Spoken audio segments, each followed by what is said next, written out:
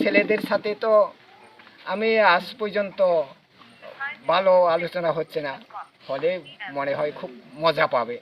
আর এখানে আমি যে এসেছি, আমি বিধায়ক হিসাবে আপনাদের কাছে আইছি না, আপনাদের কিছু দেওয়ার মতন ওই হিরণময়ের মতন এমন আমি প্রতিশ্রুতি দিয়েও যাইতে পারছি না, যেহেতু আমি ওই যে আমার বাগিনা নিয়ে না ভাই হতে পারে, উনি যে বলছে কেন বুড়বো মোহন আজকে এখানে বিধায়ক পদ ছেড়ে কেন উপস্থিত, দুঃখে। আমার দুঃখের কথা যদি বলতে যায় এখানে হয়তোবা শেষ করতে পারবে না।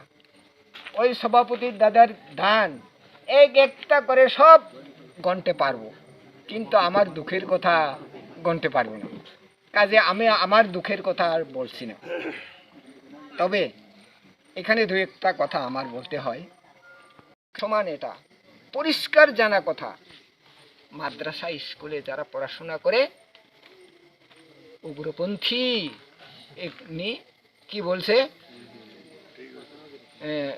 কি জানে বলছে, মূলবাদী, ইসলাম মূলবাদী। আমিও বিধায়ক, সম্বলালো বিধায়ক, এই সূত্রে আমি বয়সে বড়, আমার খুব সম্মান করতো দাদা, নামও ধরতো না, দাদা কয়, দাদা মতেন ভা কয়, ভালো পরিচিত। ওনাকে আমি বলছি, শম্ভু তুমি কি আথার পাথার কথা কয়, না ঠিক না দাদা কয়, ঠিক বেঠিক এটা বাদ দেন, তুমি চাকমা, বাংলাদেশে 20টার চাকমা আছে, এরা মার কাটা খাইলে তুমি ঘটনা দিবনি,